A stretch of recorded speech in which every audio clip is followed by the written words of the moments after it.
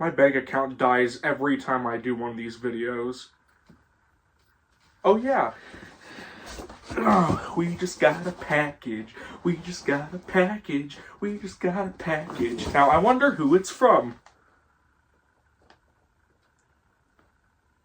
I'm not reading that name. Well, anyways, welcome folks. This is Red Rider 06 again, and we've got another package fresh off of eBay. Let's I forgot the knife, didn't I? I'll bring it back. Alright, I've got the box cutter. I forgot the bore light. Okay, I've got the bore light. Now you might be wondering, Red Rider 06, why are you clearly in work clothes? It is 10 o'clock at night. I have no soundproofing clearly, and I just got off my shift. So, enough of me talking. Let's open this. There we go.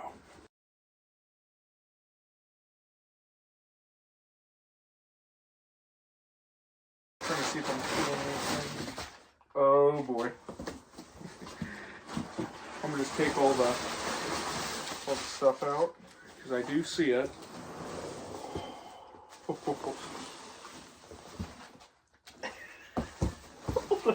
Hold up, that caught me off guard. That caught me so off guard.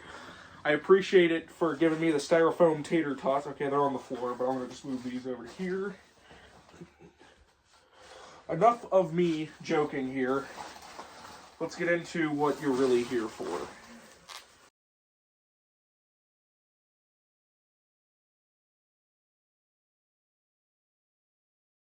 Alright, I think that's it, right? That's all of it.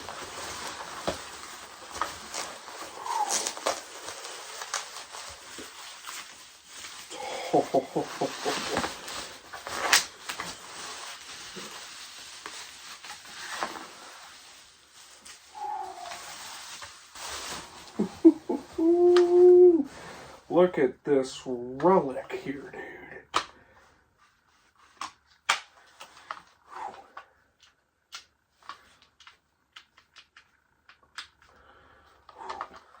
This is the infamous Daisy Model 140 Defender. Indeed it is past me, now it's time to discuss it. In my opinion, I consider 1940 to 41 as the peak of Daisy airgun design, and this gun exemplifies that date. The Daisy number 140 Defender 1000 shot air rifle is considered, in my opinion, to be the best air rifle Daisy ever produced. The rifle came up in a dark time during the United States history due to the fact they were recently bombed due to Pearl Harbor. And this rifle is a fine example of American patriotism, which is why I say this is the most patriotic Daisy air rifle that they ever produced. But that's enough of me talking about history-wise. You want to learn knowledge about this gun. So, the Daisy number 140 Defender was produced from 1941, specifically December of 1941, all the way to January of 1942. The rifle was designed to look like a bolt-action, infantry-style military rifle, and thus, the bolt actually acts as a safety. Due to the harshly low amount of time that they had to produce these things,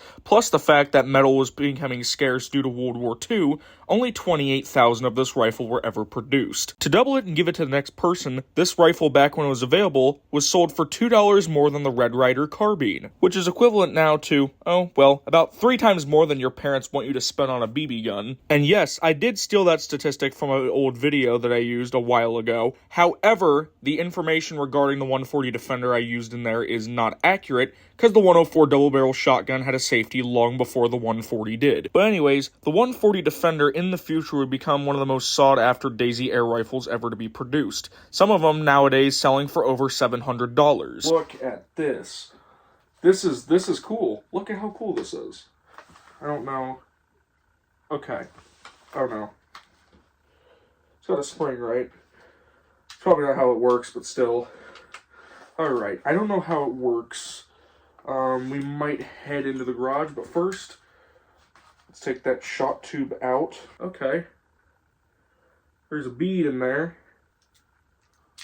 There we go. Yeah, there was a bead stuck in there. Might as well use the bore light to see if there's any more in there. No, and surprisingly, it's really clean down there. This is nice. Be yeah, I was watching the bid for this rifle because this specific guy, I've watched this specific guy for a while, and I looked at this rifle because I really wanted one of these older model military-style rifles, and I wanted to buy one solely because of the fact of how cool they are. I'm trying to see how the lever operate, really it's not the lever, the elevation system works. It's missing a piece on the sight, but that's probably replaceable, right? Right? I'll find a replacement, it's fine.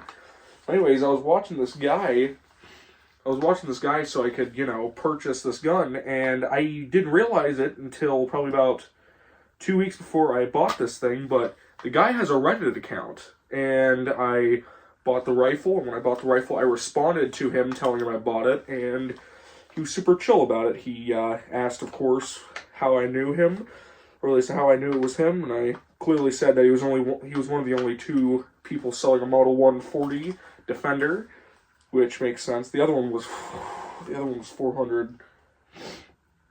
I see that this one has a reproduction. This one he's replaced the rear piece on this so that the sling can ride on it. I gotta see, how sturdy is this sling? I gotta see.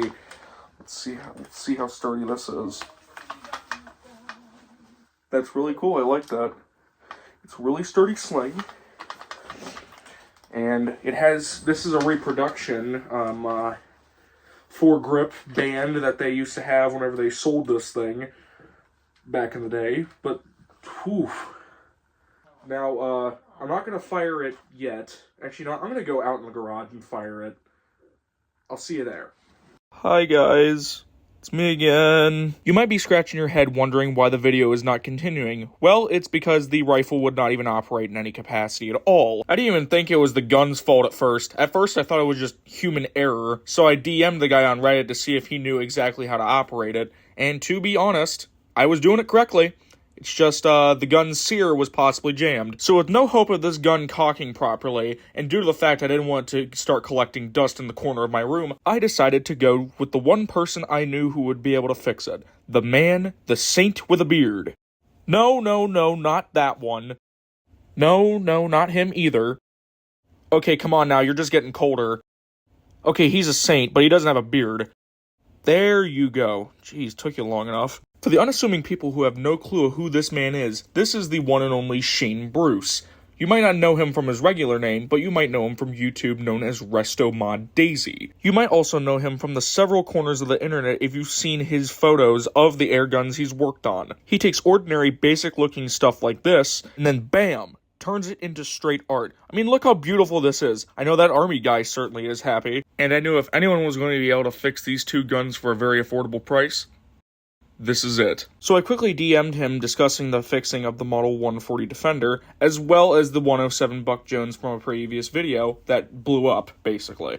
I got a DM back from him saying that he would gladly look at my guns to make sure that they were all working perfectly fine. And then he sent me his address, which I'm not going to leak here, even though you could just email him if you want to get an air gun worked on, but I'm not going to leak it because that would be kind of rude. And so it was go time. I emptied the box that the rifles came in, which had literally 33 million of these little tiny packing peanuts, enough to fill a small grocery bag, and an interesting set of documents coming from EJ's Auction and Appraisal, which was for a Daisy 400 featherweight pellet rifle that was sold at auction for $45.40. Now, it doesn't take a scientist to guess of whose documents these are.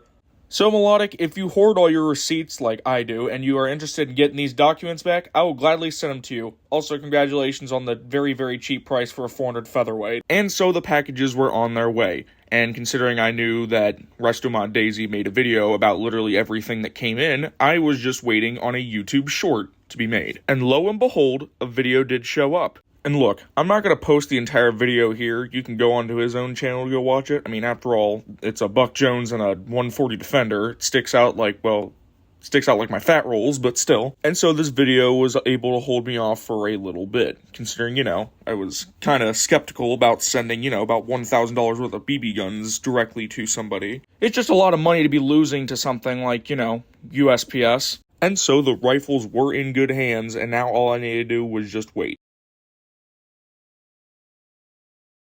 Okay, it's 2 months now. So, what is that? We're in, like, April now? I think we're in April. I don't even remember at this point. I think it's May, actually. Anyways, roughly about 2 months goes by, and then I finally get an email back from Shane saying that the rifles are done, and then he gives me a quick synopsis on the condition of both the guns. The 140 Defender had enough problems to where you could probably write a 4-page book report on it. The bigger issues were the factory mainspring, which needed to be replaced, the bolt sear, which was quickly fixed, actually, a bolt that needed to be replaced, the entire upper iron sight system replaced, and the bolt handle needed to be fixed, which was to somewhat success. Meanwhile, the Buck Jones had little to no issue, which makes sense because I was an idiot and accidentally blew it up in my own backyard, and he provided some photos of these 2 misfit rifles that I just so happened to possess. And let me tell you, the Buck Jones inscription has never looked better. He also told me after fixing all the rust that the 140 Defender had little to no bluing, which makes sense because it looked really, really atrocious already.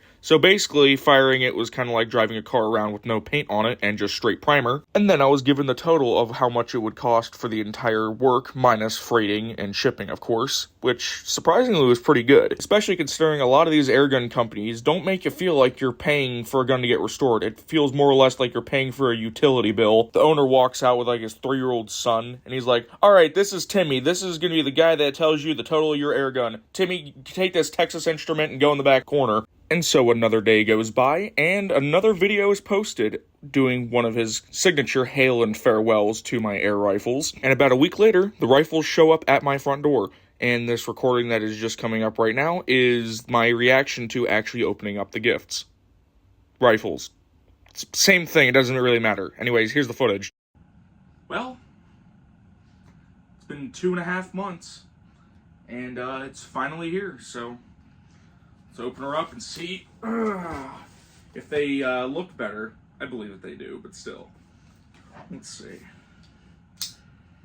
Let's open the Buck Jones Special first, so we can get a feel of what it looks like now.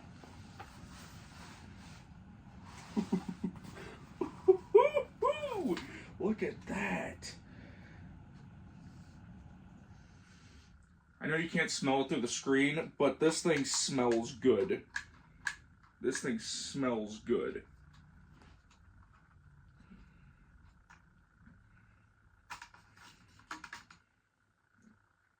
I gotta see if I can take a look down the barrel. I'll be right back. Alright, let's see. It's not as... I mean, the barrel doesn't matter. It doesn't matter how sound the barrel is. What matters is that it's back together. But yeah, that patina looks really good. You can actually read the Buck Jones on there. He did a pretty good job. You can clearly read the roll stamp. Everything's all good. He replaced the bolts too. The bolts have been replaced. That's actually interesting. He replaced, not the bolts, he replaced the nuts. The nuts have been replaced. Yeah, that is clean. Of course, he didn't do any cosmetic work to the stock. He just did primarily just body cleanup, which is exactly what I wanted. I just needed the body to be cleaned up, and I needed it to actually operate properly. But yeah, that is really, really clean. Now let's get into the main course. Alright, now, we've got a few things. We've got the original sling right here. This is the original sling that, I mean, it isn't the original factory sling. This is the sling that was on the rifle whenever I first got it. So, let's see. That is the spring mechanism. Oh my goodness. But yeah, that is, right there, the original spring that was inside of this rifle, along with an original sear spring for trigger. You got the original bolt that was used on the wood stock. You have one of the washers, and then the nut that came up. There was only one nut that was on the entire gun. Oh! The bag was open. That's not good. I'll have to look in there in a little bit, see if anything else fell out, if anything did. Okay. Enough fiddling around. That's just cardboard. That's cardboard. This one right here is the one. Now, the reason that the spring is not inside of the gun is because, unfortunately, the spring... this rifle was in bad shape whenever he opened it. So, he had to replace the spring with a modern-day airgun spring, specifically Red Ryder spring, which I'm fine with, because at least he gave me the original parts back. That's the thing that matters the most to me. My biggest concern with this 140 is seeing if it operates. Nope, the bore light just tried to turn on. We're not going to do that. Oh, geez, they really packaged this pretty good in here. Inside of this packaging is contained, in my opinion, the coolest air gun in my collection. For now. It's the coolest air gun in my collection for now. I have to tear through this. I'm gonna leave so much trash on my floor, but that's all right because I need to clean my room a little bit anyways. Trying to do it so where I don't cut myself.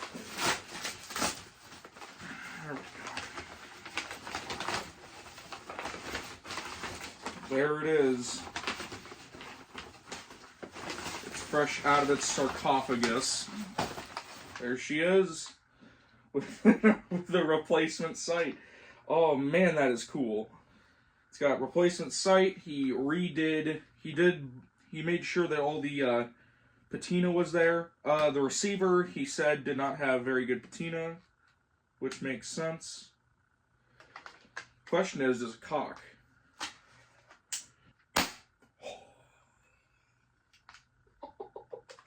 Oh yeah.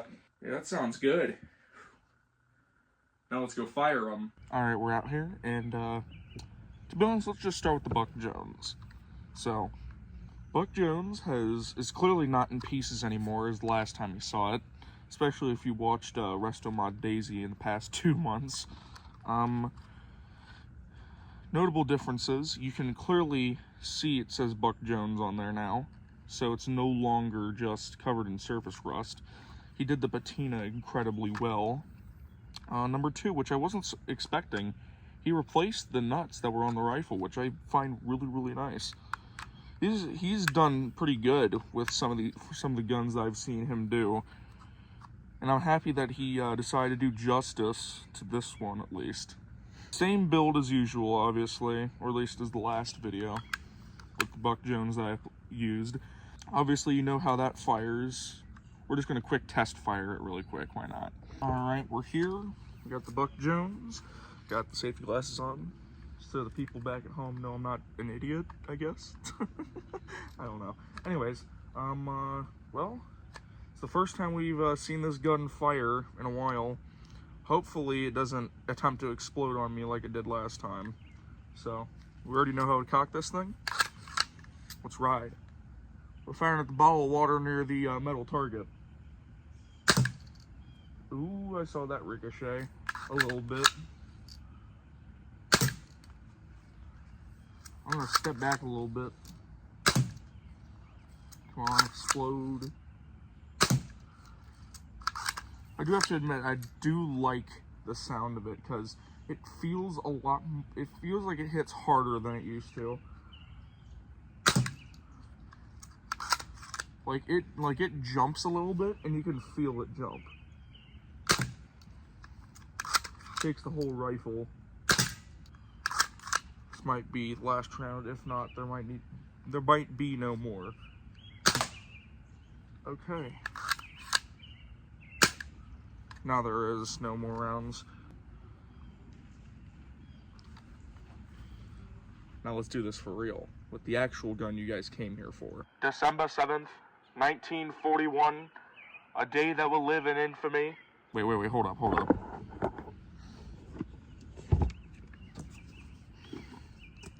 There we go.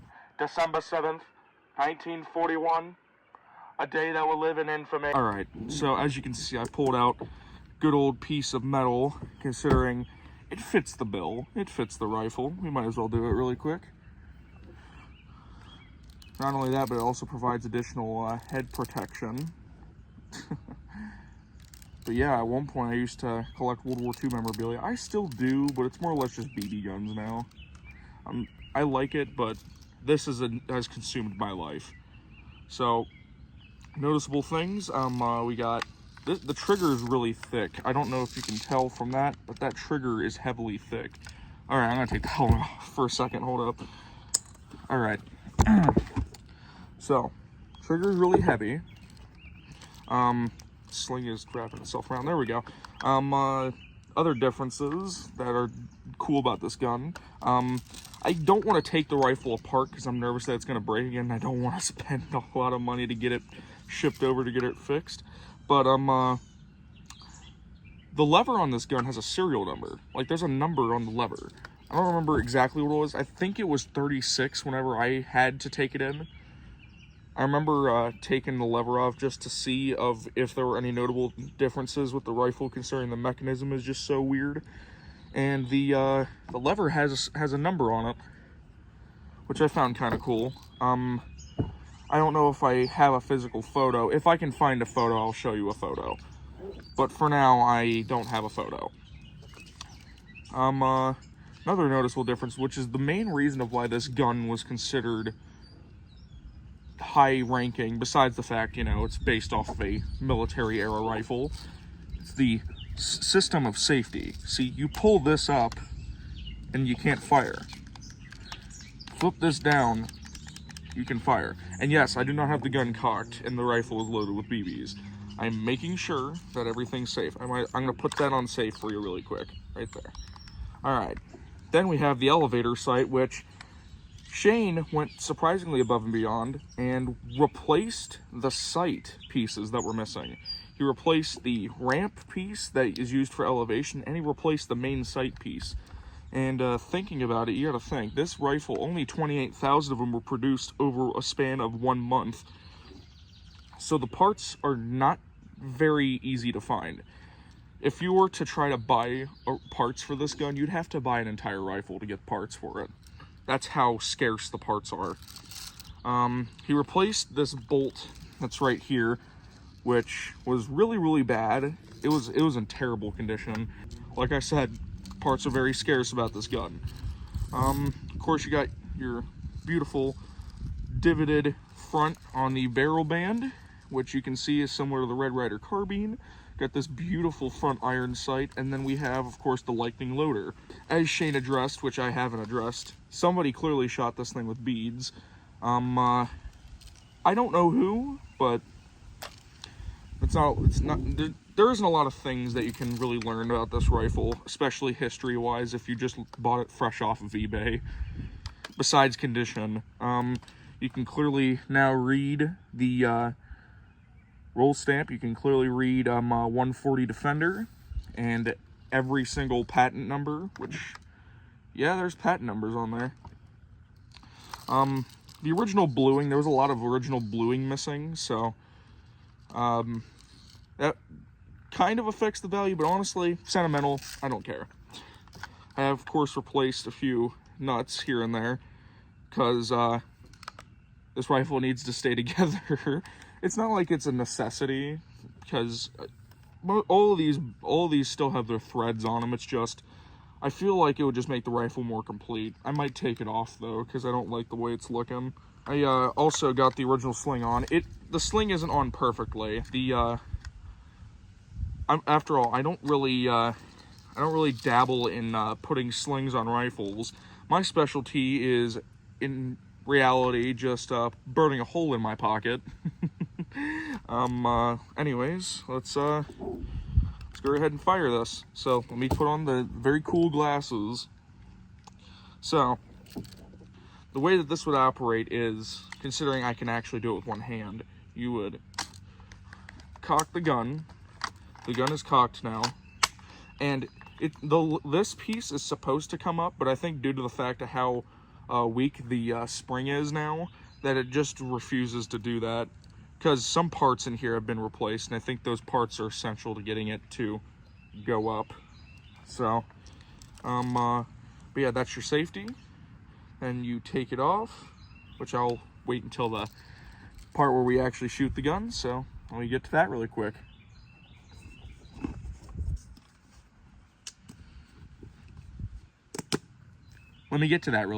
All right, here we are. We got the 140 Defender. We have this gigantic World War II era American helmet on my head. Let's see what damage we can do. We're gonna try to hit the metal targets this time. Okay, firing. 3, 2, 1. Okay. Okay, I like this. I'm liking this. Boom. Hey, there we go.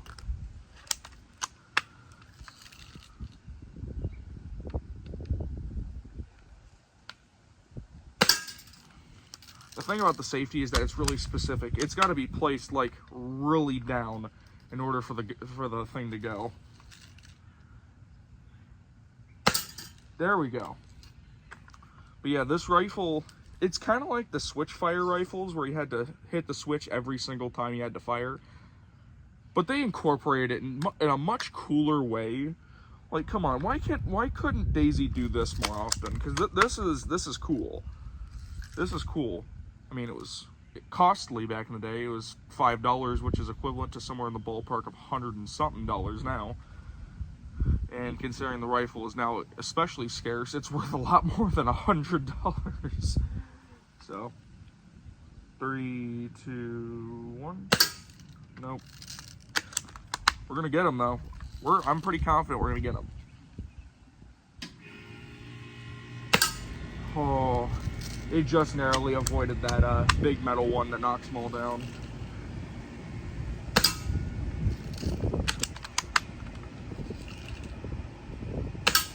I like this rifle.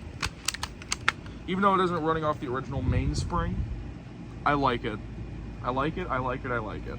I also like how I can just cock the rifle freehand without even having to take my hand off the front grip.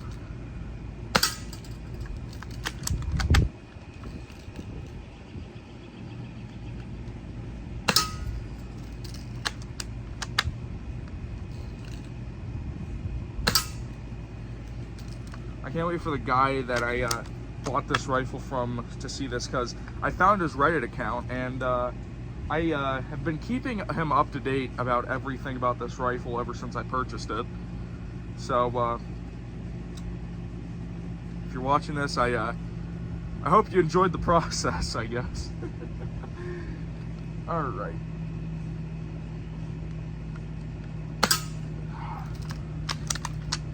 See, look, there we go. It cocked it a little bit, but then we gotta put it down. There we go. Now we just got one last one. It's one of the most difficult ones to get.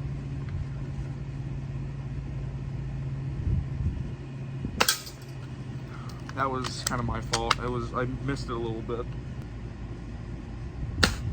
Oh, I'm out of beads. I'm not done with it though. We're gonna get some more in there. Now, see, there we go. If you give it power, like if you cock it with like power, it actually engages it. So, all right,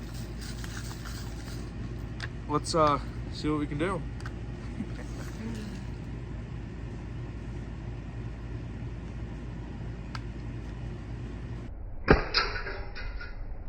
There we go. First shot. First shot. Now let's see what we can do to a bottle of water. See, there we go. Re-engage itself. God, I just cannot stop looking at this rifle. It's just such a good-looking rifle. I believe firmly that Daisy peaked when they made this. Like, this is peak right here. Because the Red Ryder was peak, but this is a masterpiece. This is an actual masterpiece. It's an expensive masterpiece, but still, art sometimes costs a lot of money. All right, let's hit that bottle of water close to the styrofoam target.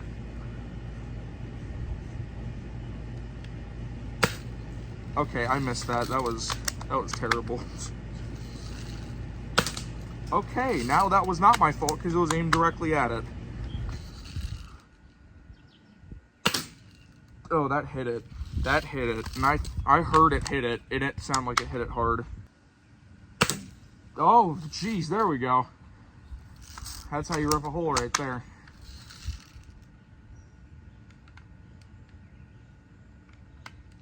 Oh, bottle of water. You have been sentenced to death by firing squad. And by firing squad, I mean me. You can tell I'm having fun with this. You can clearly tell I'm having fun with this. You gotta fall back. You gotta fall back.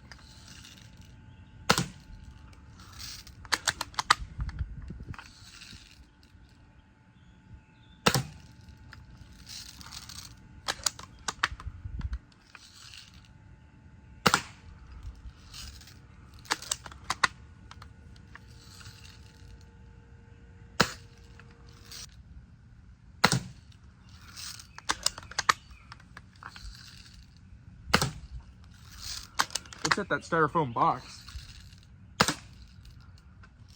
I'm about to go check, see how far that went in. It penetrated directly through. It ripped directly through it. Don't bother my attire. This is for aesthetic purposes. Right, we're back. And I noticed I like this rifle for another reason. I like how I can just flip the safety on and then just put the rifle down. Not a lot of these older daisies like the Buck Jones, this rifle doesn't have a safety on it. You just gotta either half cock it or just not cock the gun at all. Or take the shot tube out. In that case, it wouldn't be dangerous at all. Or disassemble the gun like mine did.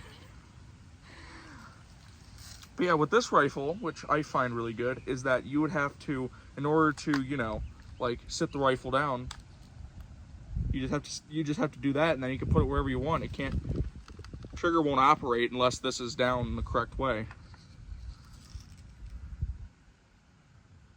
Let's end this. Let's end this.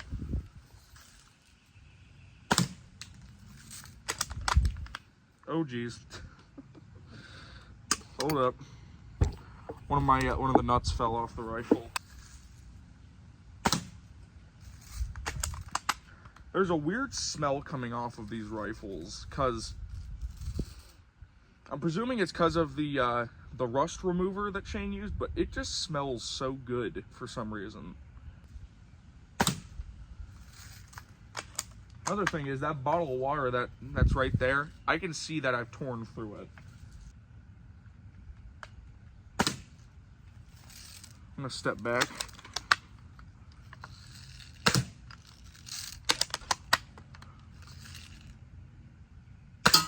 Oh geez, okay.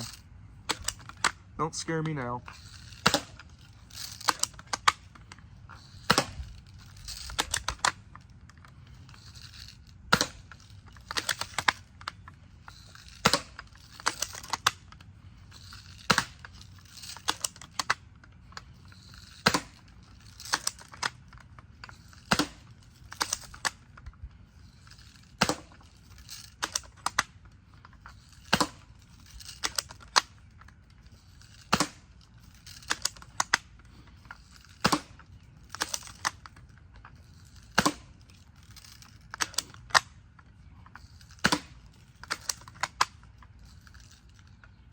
My arm is starting to get weary of doing this. Good thing is that my arm would probably be tired like 5 minutes ago if it was running on the original spring.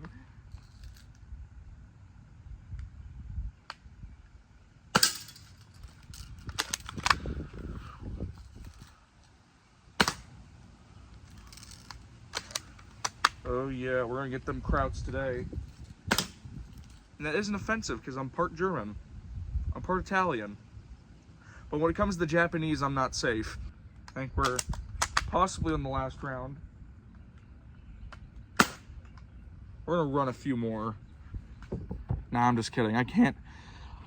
There's a certain amount of beads. Shane said that I could only fire about 500 shots before I would have to oil it. So I have to watch of how many shots I fire.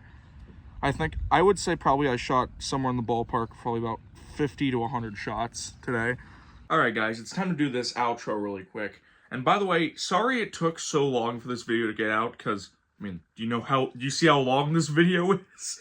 It's extremely long, and I had to watch it, document all the errors I had to change, cut it all out, then document it, that I did it, and then go through the whole video again. So it took a long time, but finally we're getting this video out today. Saturday, 30th. Yeah, the 30th of August, Saturday. Let's go and first off review the Buck Jones. So, this rifle, I like the way that Shane made this rifle look. Like, you can see that Buck Jones inscription in there. It looks really, really good. It sounds good whenever you fire it. It still has a few issues.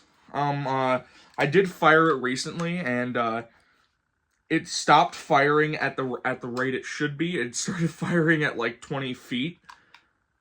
Yeah, it started firing at like less than 20 feet. But to be honest, I I don't think that's Shane's fault. I think that's just the gun being finicky, because if you know this rifle, you know how complex this gun is. It is an extremely complex gun that has a 4-piece system to the trigger. It has a 4-piece system. So, yeah, it looks good. It sounds good. It just doesn't operate good, which I don't blame Shane for that. It's just, the rifle is, it's almost 100 years old. Like, come 11 years from now, this gun will be 100 years old. And I'm only saying in about 11 years, even though the gun's been around since 1934, but realistically, this is the second variation of the gun, which was 36 to 42. So, somewhere along those lines, this thing will turn 100 years old. So, I mean, some of these things are kind of difficult, like, well, I can't explain any of those guns because I'll do future videos on them, but you'll see of what I'm talking about in the future. Overall, I'm going to rate this gun, I'll rate it a 9 out of 10. It's got faults, but that's because of its design. It's not because of anything Shane did. The gun, it runs flawlessly. Like he said, though, that trigger mechanism is really finicky. I had to take the gun apart and reposition the trigger on the bar that has the pin on it. So, yeah, there's that. Of course, I want to show you that compass, because that compass and sundial is so beautiful. So, let's go on to the next gun really quick. Now we got the 140 Defender here. The 140 Defender has had a rough life, as Shane has said. I like what he did. Let's talk about the positives of this gun first. Number one, I like how he was able to get it cleaned up. Granted, there wasn't a whole lot to clean up. It's just, you know, it feels better to run your finger across it without it feeling so crusty and rusty. So, one of the best things I like about this gun is that he changed this part of the iron sight, and he had changed the elevator piece to the iron sight, which I didn't ask for him to do this. He went above and beyond and changed this up. He fixed the part that's missing. I was originally going to use a Target-Ear 118 iron sight for it, because it's about the exact same size. So I probably would have used that. So there's that right there. I have no clue. That's not an original 118 Target-Ear sight, because it doesn't look like... Yeah, okay, yeah, that is an original 118 Target-Ear sight, but it doesn't matter. It doesn't matter if it's original or not. It's there. Not a lot of guns. I've seen so many guns of these sell on eBay, and it's had this iron sight completely missing parts. So, at least there's something there. He also replaced this bolt. I remember I tried to take apart the gun before I first sent it in. Dude, the bolt that was there was impossible to get it out. I could not get that bolt out for the life of me. Yeah, I'm surprised. I don't know where he found that bolt, but it looks completely... It might be original, but I have no clue. It fits pretty good with the rest of the gun. So, there's that. Another thing I like is, I'm trying to think what else. Oh yeah, I forgot. I added a sling. I added the sling. Since you last seen that other video that I recorded, I think I recorded that in maybe June, I'd say. Somewhere around there, July. I recorded it in July. And, I added this sling right here afterwards, because that other sling was so stretched out and all that. And I was fine with it, because I'm fat. I'm fine with it because I'm fat, but I don't think a skinny person would actually like that. They'd have to, like, go all the way around their whole body and wrap it, like, twice or so. Anyways, another thing I like is he replaced the, mainspring, which it also counts as a con, because I like having the original mainsprings in the guns. But to be honest, I think my hand thanks you, Shane, because cocking that over and over on the original mainspring, it gets really bad. And I've recorded a ton of these videos with the original mainsprings in them, so... But yeah, I like the fact that I can cock it with one hand. The only thing I don't like is that it's not the original spring. That's it. I don't have any problems with it. I'm happy with the way this gun came out. It's just that. But that's fine. It works. It's fine. It runs. Moving on. I'm gonna have to say, I would rate this one a 10 out of 10. This is a perfect AZ gun. Like, down to everything that this rifle was. The bolt This is my favorite part of the gun. This is what made me spend the money to get this gun, because no other Daisy product has ever done something like that, and no other gun has done it ever since. Where the bolt like this, not like regular regular rifles where if you cock it back and it counts as a safety. I'm talking about BB gun wise, because no one's ever attempted to do it like this Daisy does, where it's a bolt, but the bolt doesn't count as the feeding system to the rifle, because the feeding system is the lever and it's gravity fed. Because usually you'd have like a magazine here, an internal magazine for a rifle that was bolt action. You'd have to cock the gun and then put it back down in order for it to feed around. This one does not do that. And I find it cool that it just implements this as a safety and it's nothing else than just a safety. That is the coolest factor about this gun. That's why I think this gun is peak. This was peak Daisy back in the 1940s. I don't think that Daisy, in my opinion, made anything as good as this gun ever since post-war. Because this is good. I like it. So, well, I think that's everything. I would like to thank Shane Bruce for getting these guns looking good. It took a long time, but it takes time for these things. It takes time to get these guns working. It takes time to go through these. In my personal opinion, if you have an air gun like this, and you want to get it sent in, go right ahead. Just email him at societyforprofit@gmail.com. I think that's what it is. I'll put it on the screen if I don't remember it. Anyways, yeah, if you want to go get one of these guns fixed, he does it for a really, really good price. It's better than the Daisy gunsmiths that Daisy recommended to me that wanted like $100 to get one gun fixed. I'm not doing that. That's too expensive. Especially if it's like a 1938B. That just costs way too much. There's no point of getting it fixed.